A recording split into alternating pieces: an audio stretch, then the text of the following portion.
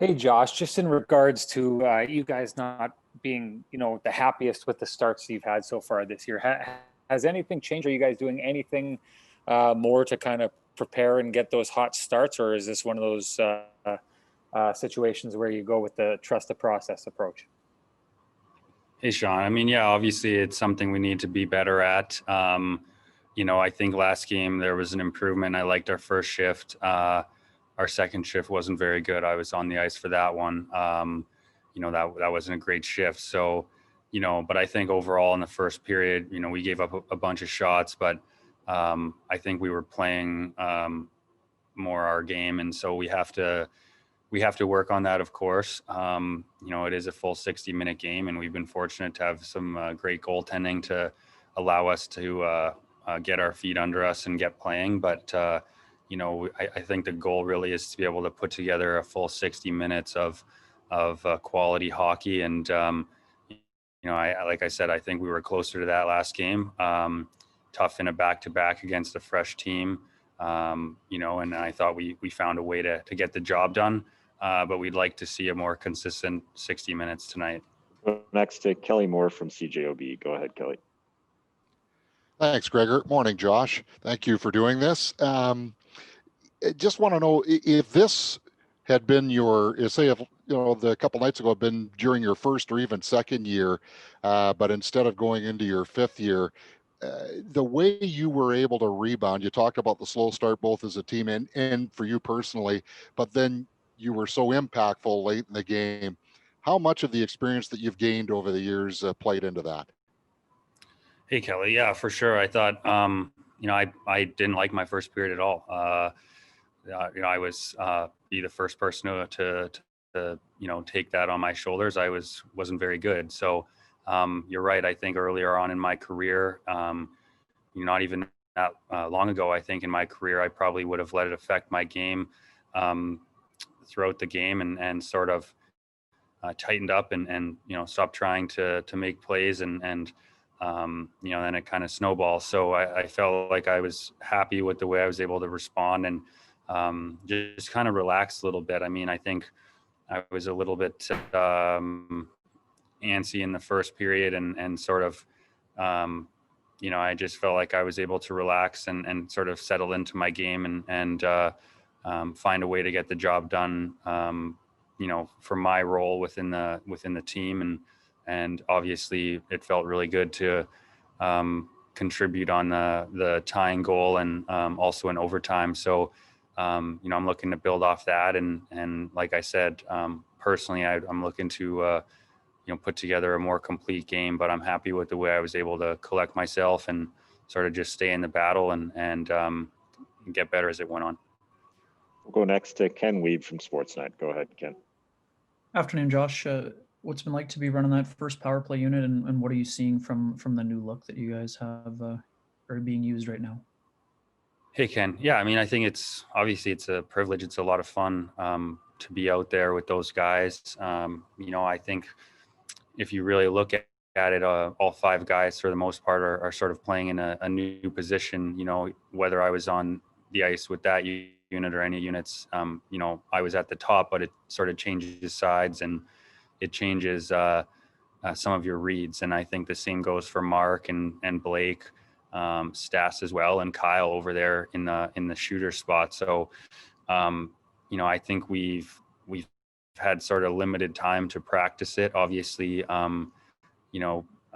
basically with Patty's injury, sort of midway through that practice, we had the chance to work it a little bit one day in practice, and then we were right into the game. So I think that especially the game the other night against Ottawa, we started to find a little bit of a groove in the second period. Obviously, Blake made a amazing pass to Casey, but all the guys are in their right spots, and I think in a position to have some success in those places. So even for me, I think my reads got better as it went on as well. So I think it just takes some reps and some time, but it's been a lot of fun to have that opportunity. And we have so many good players in our locker room that you have to view it as a privilege to be out there, and you want to execute when you're out there. But I think that the chemistry started to come,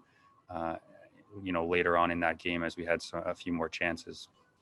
We'll go next to Murat Atesh from The Athletic. Go ahead, Murat. Hey, Josh, thanks for doing this. In this season, you're going to get to go right back at teams a whole bunch of times, but this is the first one. So what are you able to take out of the experience against Ottawa that you're pushing ahead into tonight? Well, I think that obviously when you see a team, 2 times or 3 times in a row, like we will see them here in the next few days, you have the opportunity to, it's fresh in your mind, their systems, the way they play. You're used to playing against players on the other team. So, if you don't see a team for a few months at a time, you might sort of forget maybe some little things that guys do in the game. So the game within the game, I think, becomes more prevalent, whether it's on the power play, the penalty kill, offensively, defensively, going both ways with both teams. You guys are just more familiar with their opponent. So, you're trying to find a way to defend or to beat them, offensively or whatever it is. And so I think some of those things kind of become fun to try to compete against players on the other team like that. And then I think from a team perspective, obviously, it's fresh in our minds, their systems, they play a really hard game. They're aggressive on the forecheck. They like to put pucks to the front of the net, and they'll go there. So they play an honest, hard game of hockey. So we need to be ready for that and be on our toes. But you'll see some systems adjustments as well, I think, just from both sides, because it is so fresh in your mind, playing the teams back to back and like I said, 3 or 4 times in a row. Next, Jason Bell from the Free Press. Go ahead, Jason. Hey, Josh, good to talk to you. I think Ville Heinola came in last year and impressed so many people, including probably you guys, and did a great job overseas.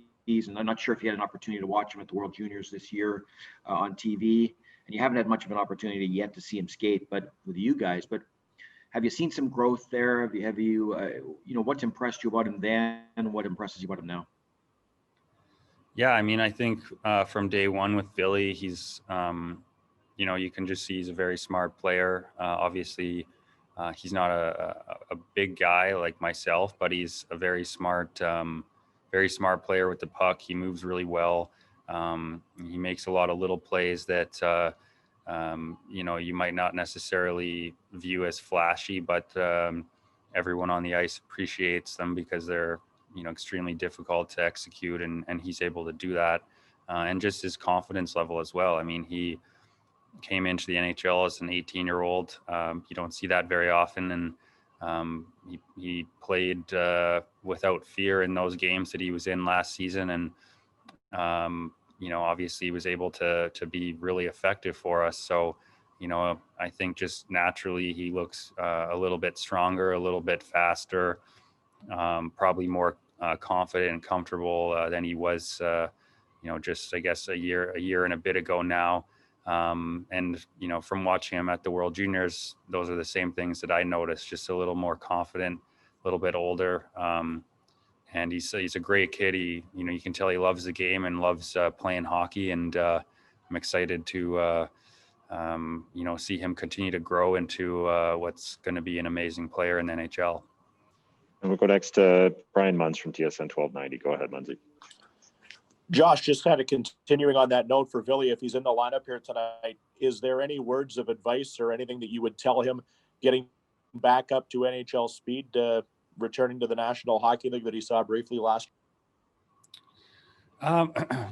I think with Ville, it's just much of the same for any young defenseman. Go out there and have fun, play your game, and the coaches obviously prep him and talk to him about the little things. Like, I think it's important to play fast and sort of be on your toes, but those are pretty standard for anyone. So I think really just have the confidence to go play your game. You're getting the opportunity to play for a reason, and so go make the most of it. Know what your strengths are, and you know, don't hold back. And I mean, from what I saw with Ville last year, I don't think that's an issue of his. He goes out there and he plays. It doesn't matter who he's against. He's going to play the game and not hold back. So, you know, that's really the advice you can give him, and just try to, you know, be there to support him on the bench and stuff like that. But, you know, he's not really a guy, I don't think, that you need to say a lot to. He's a